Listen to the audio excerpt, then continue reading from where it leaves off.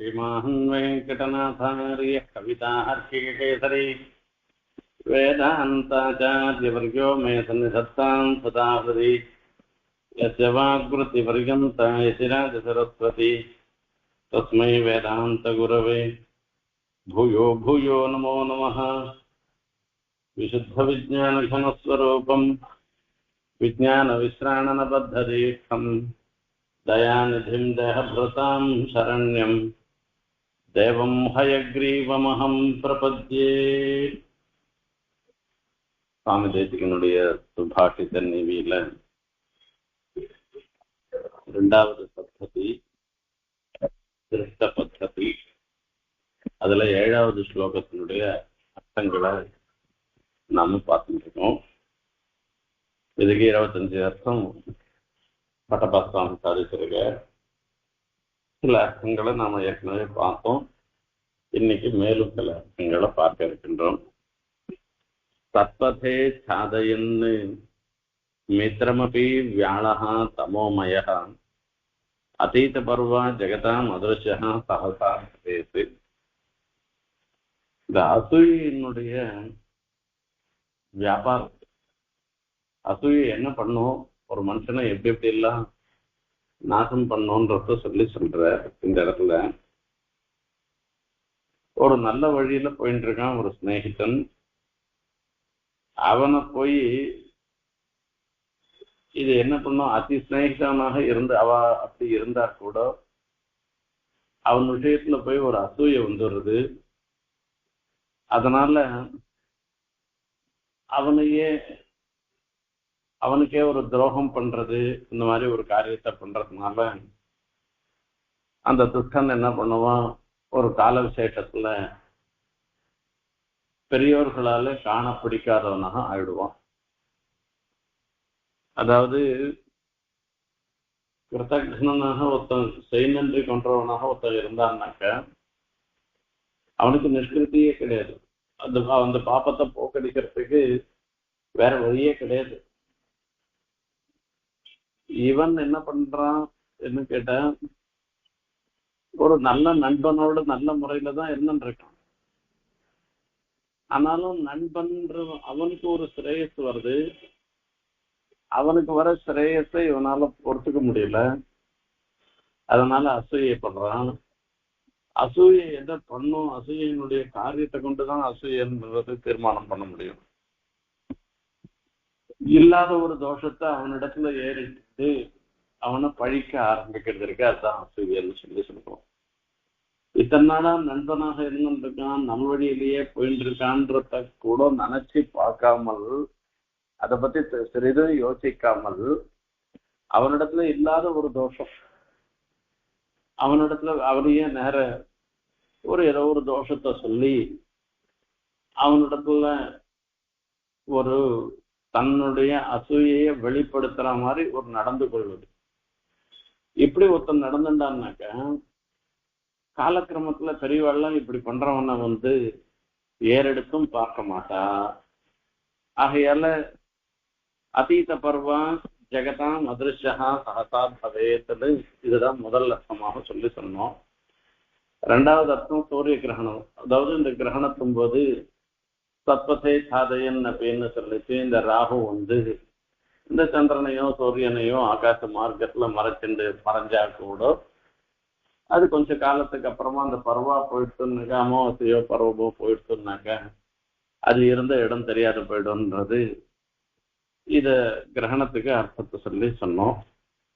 அதே மாதிரி 3வதா சொல்லச்சு, இந்த பிரகிருதியில இருந்துருக்கச்சு, இந்த பிரகிருதி சம்பந்தத்தினால நமக்கு நல்வழியில போக விட்டாது பண்ணா கூட அந்த பரமாத்மா அனுகிரகத்தினால அதீத பருவா பகவத் கிருபையினால நாம பக்தி பிரபத்தியில பூண்டோம்னாக்க இந்த நிலையானது காணாததாக போயிடும்னு அர்த்தம்.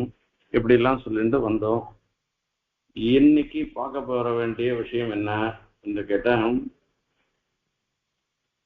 ஒரு யானை, துட்டமான ஒரு யானை. அந்த யானை விஷயத்துல இந்த ஸ்லோகத்தை சமன்வயப்படுத்துறது. இதுவும் ஏற்கனவே சொன்ன விஷயம்தான். ஒரு மத்த கஜமாக இருந்துருக்கு தமோமயகான்னு சொல்லச்சு மதம் பிடிச்சதான ஒரு யானை. அந்த யானை என்ன பண்றது? கஷ்டன வியாழக துஷ்ட கஜகா, அது மித்திரமபி, அந்த யானைக்கு போஷகனாக இருந்திருக்கிற யானை பாகம், அவனை கூட அது என்ன பண்றதுன்னா அந்த மதம் பிடிச்சதுனால அவன் நட்ட நடுவுல அவனையே கூட துன்புறுத்தல். அதாவது யானை பாகன் இவன் நமக்கு துரோகம், அதாவது நண்பன் தானே என்பதெல்லாம் பார்க்கறது இல்ல. அது என்ன பண்ணோம்னாக்க ராஜவி பாகனையும் தடுத்து அடக்கும் நிலைமை இருந்துச்சு.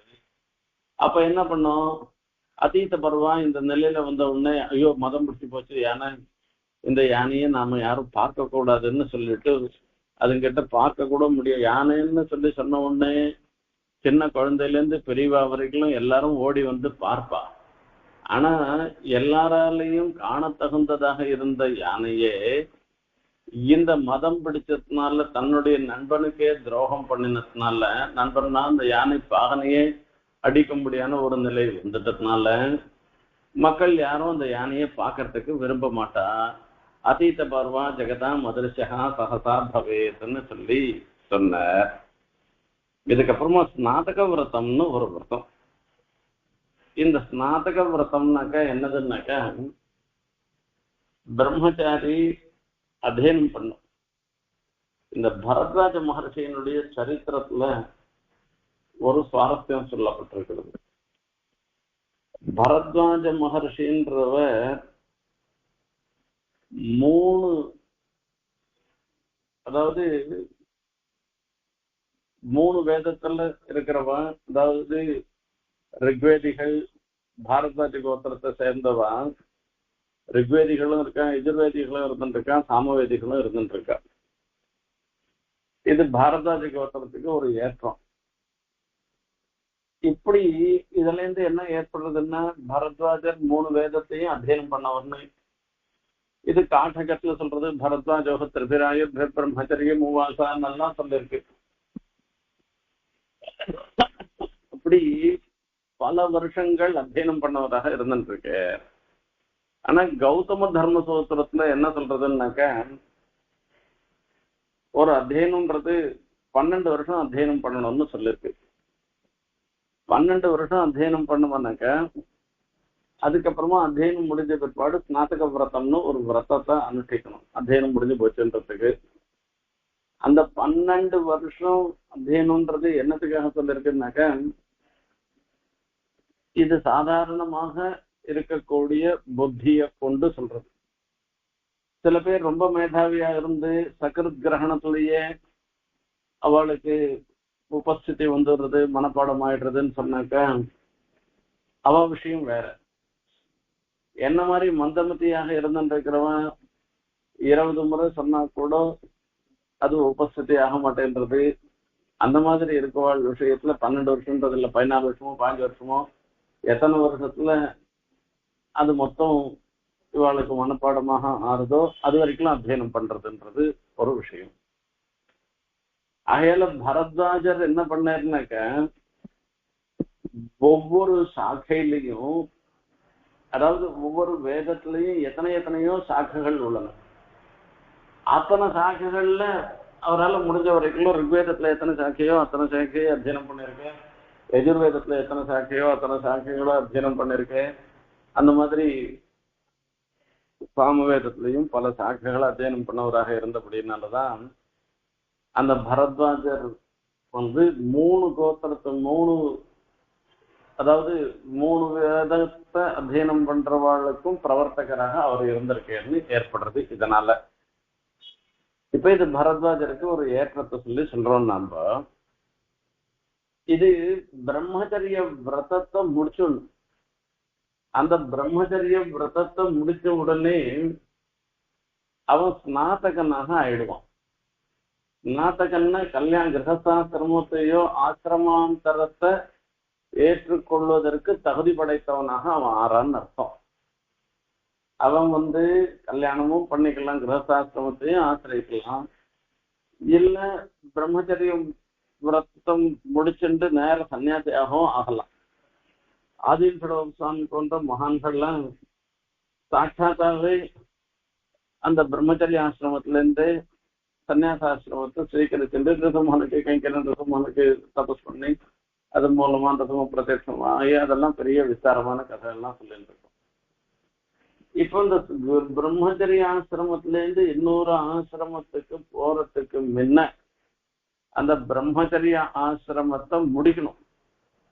அந்த முடிக்கச்சே அவன் முடிக்கிறவனுக்கு அவன் ஸ்நாதகன்னு பேரு. அந்த விரதத்தை முடிச்சவன் ஸ்நாதகன்னு பேரு. அவனுக்கு என்னன்னா அவனுக்கு சில நியமங்கள்லாம் சொல்லிருக்கு. நேக்ஷோதோத்யந்தமாதித்யம் தங்கம் தம் கதாச்சன நோபரக்தம் நவாரிஸ்தம் நமத்யே நபசோ கதம். சூரியன் உதயமாகச்சே அவன் பார்க்க கூடாதான். நாஸ்தம் எந்தம் கதாச்சன சூரியன் அஸ்தமிக்கிற சூரியனை அவன் பார்க்க கூடாதான். நோபரக்தம் நவாரிஸ்தம் நமத்யம் நபசோ கதம் நபசோ கதம். அந்த நேருக்கு நேர மத்தியத்துல இருந்துருக்க அந்த சமயத்துல அந்த சூரியனை அவன் பார்க்க கூடாதான். அதே மாதிரி உபராக சமயத்துல, அதாவது இப்ப இந்த சூரியனுக்கு உபராகம்ன்றது எப்போ வரும்? சூரிய கிரகணம் பிடிக்கச்சு. நோபரக்தம் கிரகணம் பிடிச்சுட்டு இருக்கச்சு அவன் சூரியனை பார்க்க கூடாது. இப்படி எல்லாம் அவனுக்கு நியமம் சொல்லிருக்கு. நவாரிஸ்தம் ஜலத்துல இருக்கக்கூடிய சூரியனை பார்க்க கூடாது. இதெல்லாம் அந்த ஸ்நாதகனுக்கு நியமம். அதாவது இவன் எலிஜிபிள் பேச்சலர்னு சொல்றாள் அந்த மாதிரி. இது பிரம்மச்சரிய ஆசிரமத்தை முடிச்சு விடுறான். முடிச்ச உடனே கல்யாணத்துக்கு நான் சித்தமா இருக்கேன், யார் பொண்ணு கொடுக்குறீங்களோ பொண்ணு கொடுங்கோன்னு கேட்கிறவாளாக இருந்துட்டு இருக்காள அவளுக்குன்னு அர்த்தம். அவள் வேஷ்டியெல்லாம் பச்சை கச்சி விட்டு வேஷ்டி ஊற்றிக்க வேண்டியதுதான். அந்த ஸ்நாத்தகாலுக்கு இருக்கவாளுக்கு அவளுக்கு இந்த கிரகஸ்தாசிரம் பிரம்மச்சரியத்தை முடிச்சு கிரகஸ்தாசிரமத்தை அடையிறதுக்குள்ள எதனா சில காரியங்கள் வந்ததுன்னாக்கா, அதாவது சீட்டெல்லாம் வந்ததுன்னா அவளுக்கும் உண்டு. இப்படி எல்லாம் சாஸ்திரத்துல சொல்லியிருக்கு. ஆனா நாம என்ன பண்றோம்னாக்கா, வழக்கத்துல என்ன வச்சுட்டு இருக்கோம்னாக்கா, அனாசிரமி நதிஷ்டயத்துன்னு சொல்லியிருக்கு. அதாவது ஒரு பிரம்மச்சரிய ஆசிரமத்தையோ கிரகஸ்தாசிரமத்தையோ சன்னியாசாசிரமத்தையோ பற்றினவனாக தான் இருக்கணும். இதுல எதுவுமே இல்லாத அனாசிரமி, எந்த ஆசிரமும் இல்லாத இந்த ஸ்நாதகனாக ஒரு நாள் கூட இருக்கக்கூடாதுன்னு சாஸ்திரம் சொல்லியிருக்கு. ஆகையால நாம் என்ன பண்றோம்னா, கல்யாணம் நிச்சயமான பிற்பாடு கல்யாணத்தன்னைக்கு முதல் நாள் தான் அந்த ஸ்நாதக விரதத்தை பண்ணிட்டு இருக்கோம். அன்னைக்கு பண்ணிக்கிறோம். பண்ண உடனேயே மறுநாளே கிரகஸ்தனாக ஆயிடுறோம். இல்லை அன்னைக்கே கிரகஸ்தனாக ஆயிடுறோம். ஸ்நாதக விரதம் பண்ணிட்டு அன்னைக்கே கிரகஸ்தாசிரமத்தை சேகரிச்சுக்கிறோம். இப்ப இந்த ஸ்நாதக விஷயத்திலையும் இந்த ஸ்லோகம் அர்த்தம் சொல்லலாம்னு அர்த்தம் இருக்கு. தத்வதே சாதயன் மித்ரமபி வியாழகா தமோமயா. ஸ்நாதகனாக இருந்திருக்கிறவன் தத்வதே சாதயன் மித்ரமபி வியாழத்தமோமயா. இங்க மித்திர சப்தத்தினால மித்திரத்தை தர்ஷினி திருத்தகான்னெல்லாம் சொல்லியிருக்கோம் இல்லை, மித்திர சப்தத்தினால சூரியன் சொல்லப்படுகிறான். மித்திரமபி சாதயன்னு வியாழகா. ராகு சூரியனை மறைக்கிறது, அதை பார்க்க கூடாது. அப்போ ஜெகதாம் அதீத பர்வா பவேது. அதாவது எது வரைக்கும் இந்த பர்வத்தை கடந்து, பர்வம்ன்றது அந்த 15வது நாளா இருக்கக்கூடிய அமாவாசை. ஏன்னா சூரிய கிரகணம் அமாவாசை இன்னைக்கு தான் வரும், சந்திர கிரகணம் பௌர்ணமி இன்னைக்கு தான் வரும். அந்த பர்வான்ற சப்தம் இருக்கு, அந்த 15வது நாளை குறிக்கிறது. ஆகையால அதீத பருவா அந்த அமாவாசையோ பருவமோ போயிடுச்சு அப்படின்னாக்க, அப்ப என்ன ஆகும்னாக்க அவன் எல்லாராலையும் பார்க்க தகுந்தவனாக ஆகும். யாவத் பருவகாலம் அதிக்கிராமேஷு. அந்த பருவகாலம் போற வரைக்கும் தாவத்து அதிருஷ்யா. அவன் அதாவது அவன் இந்த சூரியன் எல்லாம் பார்க்க கூடாதவனாக ஆறுதான். அப்ப அது தாண்டி போயிடுச்சுன்னு வச்சுக்கோங்க, அதுக்கப்புறம் அவன் திருஷ்யா, அவன் எல்லாராலையும் காணக்கூடியதாக ஆவான்னு இது ஸ்நாதகன் விஷயத்திலையும் இந்த அர்த்தம் சொல்லலாம்னு ஒரு அர்த்தம். தரித்திரன் விஷயத்திலையும் இந்த அர்த்தம் ஒரு அர்த்தம் சொல்லலாம். என்னன்னா சத்பதே சாதயன் மித்திரமபி வியாழஸ்தமோமய அதீதபர்வா ஜெகதா மதுரசா சகசா பவேத்னு சொல்லிருக்கு. ஒரு தரித்திரன் இருக்கான், அர்த்தலோகம், பணம் வேணும்னு ஆசை, அதே சமயத்துல அவனுடைய ஒரு அறியாமை அஜ்ஞானம் இருக்கு. அதனால என்னாச்சு, அவன் ஒரு குரூர கிருதைனா ஆயிடுறான். இந்த பணத்தை எப்படியானா சம்பாதிக்கணும்னு அர்த்தம். அதனால அவன் நண்பன் எதிரி உதாசீனன் என்றெல்லாம் பார்க்காமல் அந்த நண்பனுக்கே துரோகம் பண்ண ஆரம்பிக்கிறான். அதுதான் கேன அயமா விரதோ லோகா கேனவா ந பிரகாசதே கேன தியஜதி மித்ராணி கேன ஸ்வர்க்கம் ந கச்சதி. இது ஹம்சம் அது கேள்வி, அது இந்த ஒரு பிரச்சனம், இந்த கேள்விக்கு ஹம்சம் பதில் சொல்றது. அஜ்ஞானே நாவிரதோ லோகா, இந்த லோகம் மொத்தம் எதாலே சூழப்பட்டிருக்கு, அஜ்ஞானத்தினால இந்த லோகம் மொத்தம் சூழப்பட்டதாக இருந்துருக்கு. அஜ்ஞானே நாவிரதோ லோகா மாத்தரியா ந பிரகாசத்தே. ஒருத்தனுக்கு பிரகாசம் இல்லாத போறது எதனால, என்ன அசூயினால, அதனால அவனுக்கு பிரகாசம் இல்லாது. லோபா தியஜதி மித்ராணி, இந்த பேராசையினால நண்பர்களை கூட விட்டு விடுறான். சங்கா சொர்க்கம்னு கச்சதி, அவன் திருப்பி திருப்பி தன் குடும்பம், தன் பசங்க, தன்னுடைய மனைவின்னு இந்த தொடர்பு இருக்க, இந்த சங்கம் இருக்க, இதையே நினைச்சுட்டு இருக்கிறதுனால அவனால சொர்க்கத்துக்கு போக முடியாத போறதுன்னு எல்லாம் சொல்லியிருக்கு. ஆகையால இந்த தரித்திரனாக இருக்கிறவாளை பொறுத்த வரைக்கும் ஸ்வஜனோபி தரித்திரானாம் தட்சணாத்து துர்ஜனாயத்தைன்னு சொல்ற. அந்த தரித்திராளுக்கு தன்னை சேர்ந்தவனாக இருந்தாலும் கூட அந்த கணத்துல, அதாவது இவன் அவள்கிட்ட அந்த வஸ்துவை எடுத்துக்கணும்ன்ற மாதிரி ஒரு எண்ணம் வரது பாருங்க. இந்த அசூயை பிடிச்ச சமயத்துல வரது அவள்லாம் ஸ்வஜனம் கூட துர்ஜனமாக ஆயிடுறதுன்னு சொல்லி சொல்றது. ஆகையால இந்த தரித்திரன் என்ன பண்றான் அப்படின்னாக்கா, தன்மார்க்கத்துல இருக்கக்கூடிய மித்திரனை கூட தியஜன், நல்ல வழியில போறக்கூடிய மித்திரனை கூட விட்டுட்டு அந்த அஜ்ஞானத்தினால அர்த்தலோக துஷ்டனாக சடன் இருந்துருக்கான். அதனால அதீத பருவா, அதாவது அதீத அர்த்தாபாவத்து கல்யாணம், அதாவது மங்களத்தை விட்டவனாக இருந்துருக்கான்னு அர்த்தம். கணஹா பர்வ கல்யாணம் இதெல்லாம் அந்த கல்யாண சப்தத்துல சொல்றது. ஆகையால ஒருத்தன் ஒரு நண்பனுக்கு துரோகம் பண்ணி அவன்கிட்ட திருடினவனா ஆயிட்டான்னாக்க அவனிடத்துல அந்த மங்களகரமான அம்சம் மொத்தம் போயிடுறது. அதனால ஜெகதாம் அதிருஷ்யோ பவேது, அவன் யாருமே இப்படிப்பட்டவனை பார்க்க கூடாதுறான்னு எல்லாரும் நினைக்கிறா. ஜெகதாம் அதிருஷ்யம் பவேது காணத்தகாதவனாக அவன் ஆறான்னு சொல்ற. அதே மாதிரி இன்னொரு விஷயமும் இந்த இடத்துல தரித்திரன் விஷயத்துல சொல்ற மாதிரி இன்னொரு சொல்ல, ஒரு கோபத்தோட ஒருத்தன் இருந்தான்னாக்கா, நல்ல மனுஷனா இருந்தான்னா கூட அவனும் இந்த இடத்துல சொல்லலாம்னு சொல்ற.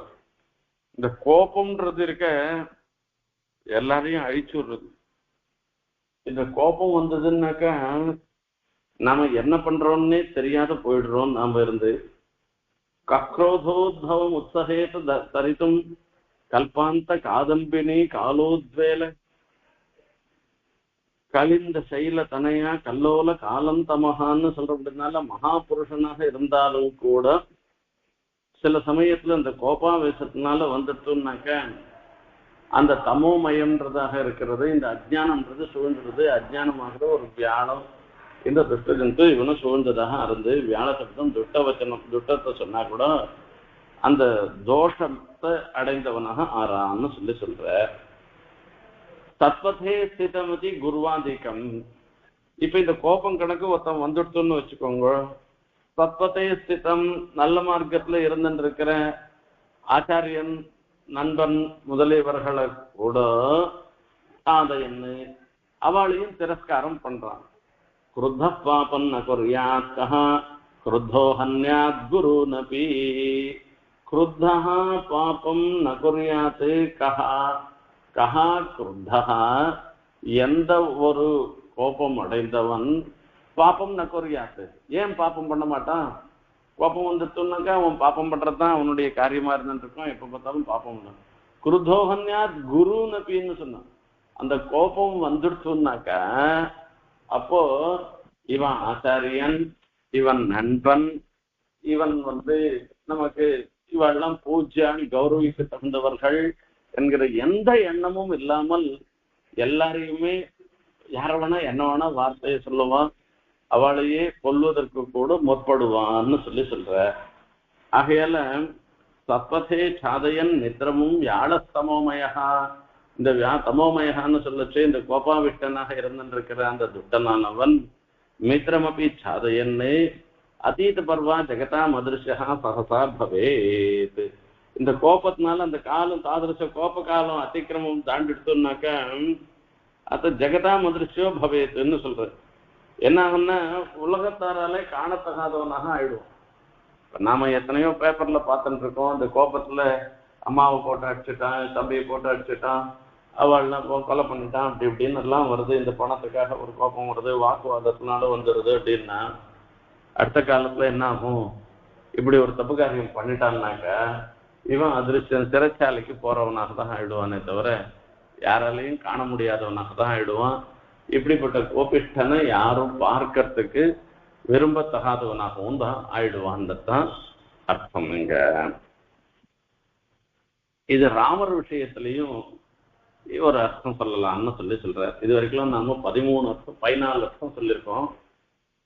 இது 15வது அர்த்தம் சத்பதே. அதாவது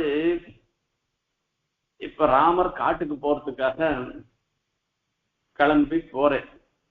தேர்ல ஏறிண்டு போகச்சே அந்த அயோத்தியில இருக்கக்கூடிய ஜனங்கள் மொத்தம் ராமன் இல்லாத நகரத்துல வாசம் எனக்கு வேண்டாம்.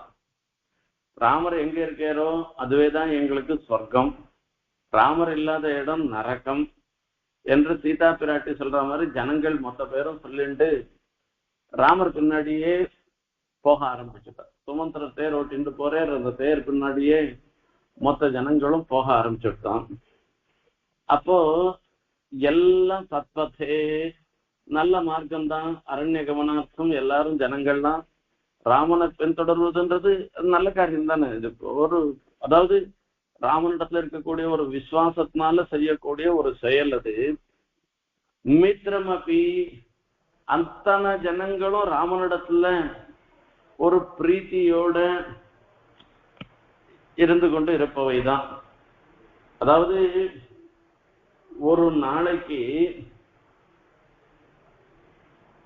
எஸ்ட ராமம் நபஸ்யேத், யார் ஒருவன் இன்னைக்கு ராமனை நான் பார்க்கலன்னு சொல்றானோ எஞ்ச ராமோ நபஸ்யதி, யார ராமன் பார்க்கலன்றதோ நிந்திதா, அவன் என்ன சொல்றான்னா தன்னை காட்டிலும் பாக்கியஹீனன் யாரும் கிடையாதுன்னு நினைக்கிறவனாக இருந்தானா. அந்த அயோத்தியில இருந்தவா மொத்த பேரும் கோசல ஜனபதத்துல இருந்த அத்தனை பேரும் அப்படி ராமனிடத்துல பிரீத்தியோட இருந்தவர்கள். அப்படி பிரீத்திகளோட இருந்தவர்களாக இருந்தாலும் கூட மித்திரம் அப்படி அவளையும் கூட என்ன பண்றாருனாக்க ராமரை ஏமாத்திட்டு கிளம்பி போறேன். ஒரு ராத்திரி வரைக்கும் தான் அவளோட போனேன். மித்திரம் அப்படின்னா நிவர்த்திதோ பிச்ச பலாத் சுஹ்ருத்வர்கே ச ராஜனி நைவதே சந்நிவர்த்தந்த ராமஸ்யானுகதாரதம். ராமர் நல்லதனமா சொல்றேன், எனக்கு தான் தலையெழுத்துனா என்ன, நான் பித்ருவாக்கிய பரிபாலனம் பண்ண வேண்டிய நிர்பந்தம் எனக்கு தான். கைகேயி என்ன 14 வருஷம் காட்டுக்கு போகணும்னு சொல்லி சொன்னா நான் தான் போக வேண்டியவனா இருந்துட்டு இருக்கேன். நீங்கள்லாம் இன்னத்துக்கு என்னோட வரணும், நீங்கள்லாம் இங்கே இருங்கோன்னு நல்லத்தனமா சொல்லி சொன்னேன்.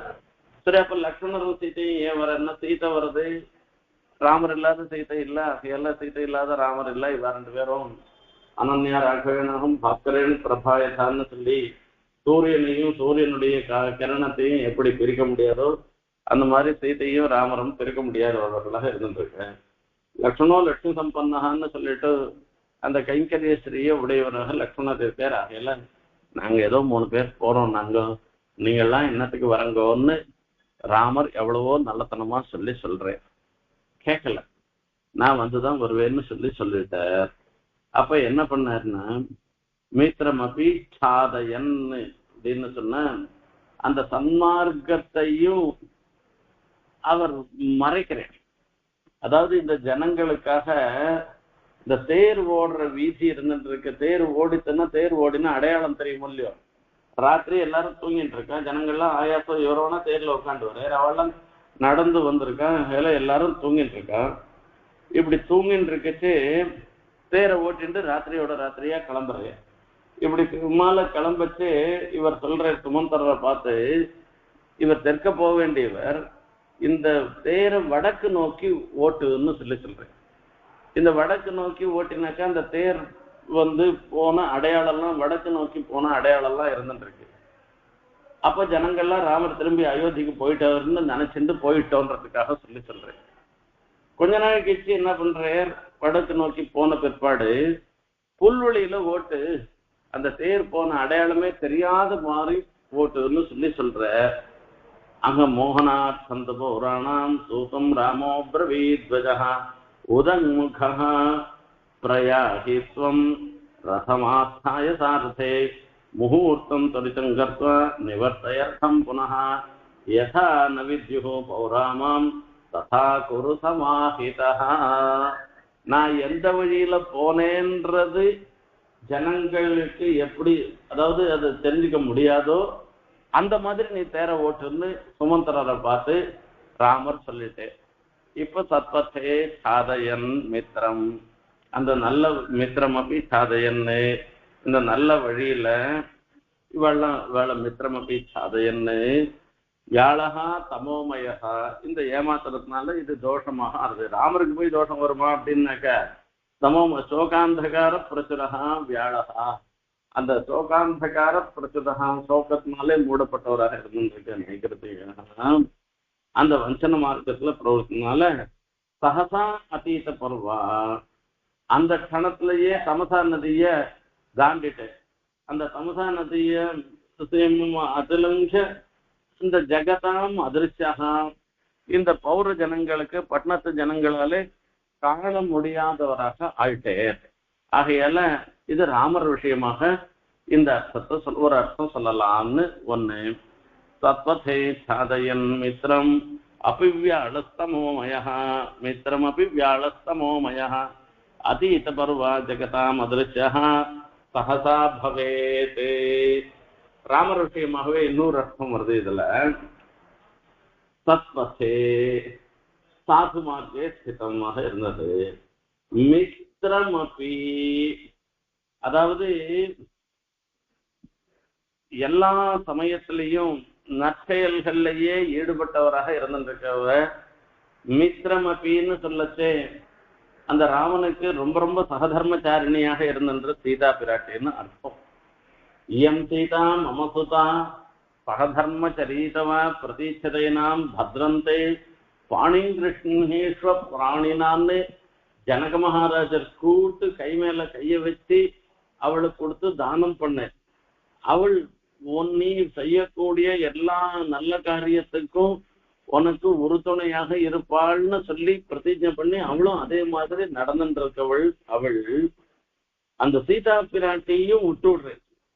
அந்த மித்ரமபி சர்வாவஸ்தாது அவளோட இருந்துருக்கிற சீதாரூபமான வஸ்துவ சாதையன்னு சொல்லச்சே யாரோ ஒரு ரஜகன் சொன்னான், ஜனங்கள்ல யாரோ ஒருத்தன் சொன்னான்ற வார்த்தைய வச்சுட்டு அந்த சீதா பிராட்டிய திரஸ்காரம் பண்ணிட்டே பரிச்செக்த சன்னும் அர்த்தந்துக்கு. சத்வதே சாத், அதாவது சாது மார்க்கத்துல இருக்கணும்னு ஆசைப்படுறவராக இருந்திருக்கிற ஜனக மகாராஜிலிருந்து மித்ரத்வேன ஐயன், அவர் தன்னுடைய ஒரு நண்பனாக இவர் ராமருக்கு அந்த சீதா பிராட்டியை கொடுத்தார். அந்த சீதா பிராட்டியை அடைந்தவராக இருந்தாலும் கூட அப்ப என்ன பண்ணா அந்த இயம் சீதான்னு சொன்ன பிரகாரத்துக்கு எடுத்துட்டா கூட தமோமயா, யாரோ ஒரு ரஜகன் சொன்னா அந்த ரஜகன் சொன்ன வாக்கியத்தினால அதனாலயே அவனுக்கு அஜ்ஞானம் வந்துடுத்து, ராமருக்கு ஒரு அஜ்ஞானம் வந்துடுத்துன்னு சொல்லி சொல்ற. அந்த ராமருக்கு ஒரு அஜ்ஞானம் வந்துட்டதுனால, அதாவது பெருமாள் வசுதா சர்வஜனாக இருந்துருக்கு, அபிநயார்த்தம் அதாவது தானும் ஒரு அஜ்ஞானத்தினால சூழ்ந்தவனாக அந்த லோக பிரவாதத்துக்கு பயந்தவனாக அபிநயார்த்தமாக இப்படி பண்ற. அப்படி பண்ணாலும் அப்போ பெருமாளுக்கு தோஷம் இல்லதான், ஆனா நடந்தது இப்படி இருக்கும் இல்லையோ, அதனால வியாழகா அவ தப்புக்காரி தானே பண்ணிட்டேன். சீதா பிராட்டியை கொண்டு போய் அந்த இடத்துல கொண்டு கொடுத்து, எந்த இடத்துல அதீத பர்வான்னு சொல்லச்சு அந்த எந்த ஒரு சமயம்ன்றத பார்க்கணும். சம்பூர்ண கர்ப்பமாக இருந்திருக்கிறவள் அந்த சமயத்துல போய் காட்டு நடுவுல விட்டுட்டு வந்துட்டேன். அதாவது அங்க லோகசீமா அதிக்ராந்தகா, இது இந்த மாதிரி எப்பேற்பட்ட ஒரு குரூரமான மனசு படைத்தவன் கூட செய்யாத ஒரு காரியத்தை பண்ணிட்டு வந்ததுனால ஜெகதாம் அதிருஷ்யா பவேதே லோகானாம் அரம்யா பவதின்னு சொல்லி சொல்ற. உலகத்துல இருக்கிறவளுக்கெல்லாம் அந்த கொண்டாட தகுந்தவனாக ஆயிடல. என்ன இதுல எத்தனையோ தர்ம சூக்ஷ்மங்கள்லாம் இந்த இடத்துல சொல்ல வேண்டியிருக்கு. அது ஏதோ இந்த ஸ்லோகத்துக்காக கவிக்காக சொல்லிட்டேன் நானு. இதுல தர்ம சூக்ஷ்மம் பல இருந்துருக்கு. முதல் விஷயம், சீதா பிராட்டின்றவள் அப்பழுக்கு இல்லாதவள் என்பதை அக்னி பிரவேசம் பண்ணி நிரூபணம் பண்ணியாச்சு. அதுக்கப்புறமா எத்தனையோ வருஷங்கள் ராமர் சீதா பிராட்டியோட இருந்து ராஜ்யசாசனமும் பண்ணிண்டாச்சு, எத்தனையோ யாகங்களும் அனுஷ்டிச்சுட்டேன்.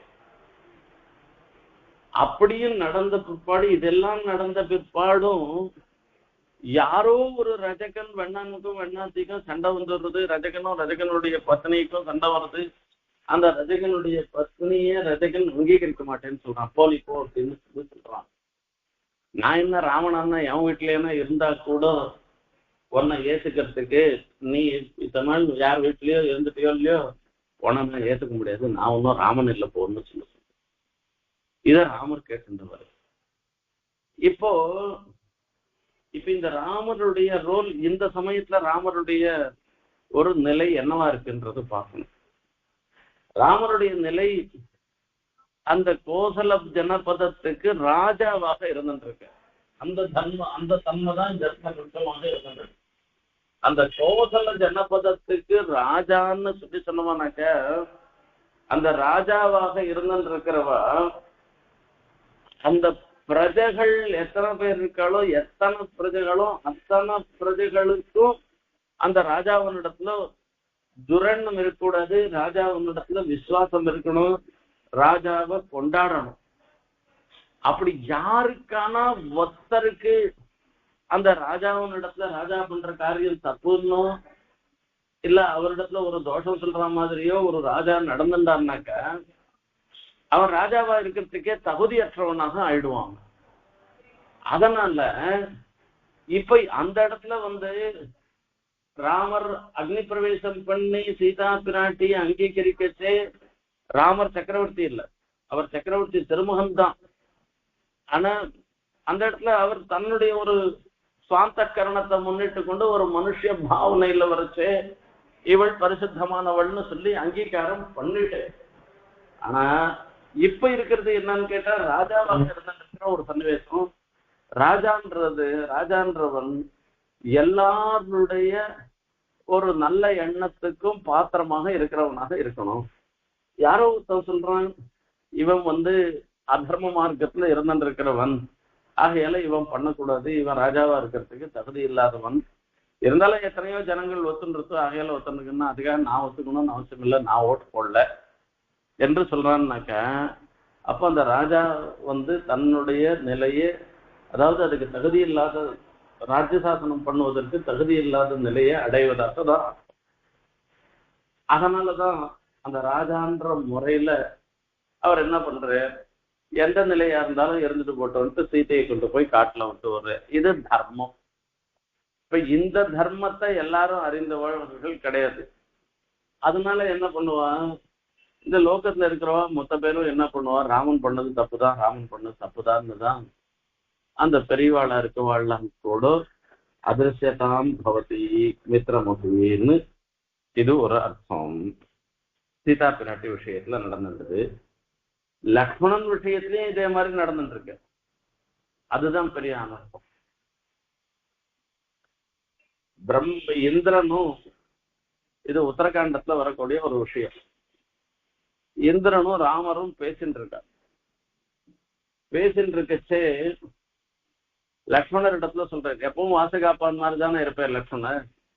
லக்ஷ்மணர் இடத்துல ராமர் சொல்ற, பாரு நீ யார் வந்தாலும் உள்ள விடக்கூடாது, நாங்க 2 பேரும் ஏகாந்தமா நாங்க பேசிட்டு இருக்கோம்னு லக்ஷ்மணர் இடத்துல சொல்லிட்டு, அந்த சமயத்துல தூர்வாசர் வந்துட்டேன். தூர்வாசர் வந்தாக்க அப்படி யாரானா நாங்க 2 பேரும் பேசச்சே குறுக்கிடும்படியாக நீ உள்ள அனுப்பிச்சுட்டேன்னாக்கா இதோட உனக்கும் எனக்கும் சங்கதி முடிஞ்சு போச்சு. இனிமேல் நீ வேற நான் வேறதான், நீ எங்கேயோ போயிடு, என்ன பிரிஞ்சு நீ போக வேண்டியதான்னு அங்க கட்டளை இட்டுட்டு தான் அவர் உள்ள உட்காந்து பேசிட்டு இருக்கேன் இந்திரனோட. தூர்வாசர் வந்த உடனே தூர்வாசர் இடத்துல போய் சொல்ல முடியுமா, கொஞ்ச நாள் இரவு இந்திரனோட பேசிட்டு இருக்கேன், அவர் போன பிற்பாடு நான் அப்புறம் உள்ள அனுப்புறேன்னு சொன்னோம்னாக்க தூர்வாசர் ராமரை சபிச்சுட்டேன்னா என்ன பண்றதுன்னு ஒரு எண்ணம் லக்ஷ்மணனுக்கு. அதனால லக்ஷ்மணன் என்ன பண்ணாருனாக்க தூர்வாசனை அனுப்பிச்சிட்டேன். உள்ள அம்சத்தினால அப்ப என்ன பண்ண, ராமன் வந்து லக்ஷ்மணனை பிரிஞ்சுட்டு அததான் சொல்லி தத்வதே சாதயன் மித்திரமபி வியாழகா தமோமயஹா. மித்திரமபி இப்ப என்னாச்சு, இத்தனை நாளா பால்யாத் பிரபத்தி சுஸ்னிக்தான்னு சொல்லி ஆரம்பத்துல இருந்து ராமர் தூங்கினா தான் லக்ஷ்மணர் தூங்குவார் அப்படின்லாம் இருந்துட்டு இருக்கிற அந்த லக்ஷ்மணரையே கூட மித்திரமபி வியாழஸ்தமோமயா ஒரு லோக திருஷ்டியில ஒரு அஜ்ஞானம் மாதிரி இருக்கட்டு. தூர்வாசர் வந்தா வந்துட்டு போட்டுமே அவர் உள்ளதுனால ஏதோ நல்ல காரியத்தை தானே அவர் பண்ணிருக்கு, ஆனா கூட நான் நீ இனிமே உன்னை பிரிஞ்சிட வேண்டியதுதான்னு அவர் எப்படி சொல்றது அப்படின்னு சொன்னா, அதீத பருவா ஒரு கால விசேஷத்துக்கு அப்புறமா பெருமாள் இத்தனை ஜனங்களோட கூட சரையு நதியில இறங்கின பிற்பாடு சாதையன் எங்கேயும் அதிர்ச்சியாக பவத்துன்னு காண முடியாதவராக ஆயிட்டேர்னு அர்த்தம் இதுக்கு. தத்வதே சாதையன் மித்திரமபி வியாழகா தமோமயா அதீத பருவா ஜெகதாம் அதிருஷ்யா சகசா பவேத். இது ஒரு விஷயம். இன்னொன்னு, வியாழம்னா சர்ப்பம். சர்ப்பம்ன்றது லக்ஷ்மணனே ஆதிசேஷன் தானே. அப்போ அதை வச்சு அனுபவிக்க ராமனுக்கு மித்திரனாக இருந்துருக்கு லக்ஷ்மணன்றத. அந்த தூர்வாசஸ் வந்த பிற்பாடு என்னாச்சு அப்படின்னா அவரையும் தான் பிரிஞ்சுட்டேன்னு வருஷம்னு. அதாவது லக்ஷ்மணன் காட்டுக்கு போறதுக்கு முன்னையே தான் லக்ஷ்மணன் பிரிஞ்சு போறே. அவர் எதிரையே அந்த அயோத்தியில இருந்துருக்கிற 11,000 வருஷம் முடிஞ்ச பிற்பாடு அவர் காணாதபடி அந்த சராசரங்களோட சேர்ந்து காணாதபடியாக ஆயிடுது. இப்படி லக்ஷ்மணன் விஷயமாகவும் இந்த அர்த்தம் சொல்லலாம்னு சொல்ற. அடுத்தது கிருஷ்ணன் விஷயமாக சொல்ல போறேன், அதை அடுத்த உபன்யாசத்துல பார்க்கலாம். சத்வதே சாதயன் மித்ரம் அபி வியாழஸ்தமோமயः அதீத பர்வா ஜெகதாம் அதிருஷ்யः சஹசா பவேத். இதுல இருந்து ஒரு விஷயம் நமக்கு தெரிகிறது, எந்த ஒரு சன்னிவேசத்திலையும் நண்பர்களுக்கு துரோகம் பண்ணக்கூடாது. அப்படி துரோகம் பண்ணினோம்னாக்க நாம இருந்த இடம் தெரியாத நாம போயிடுவோம்.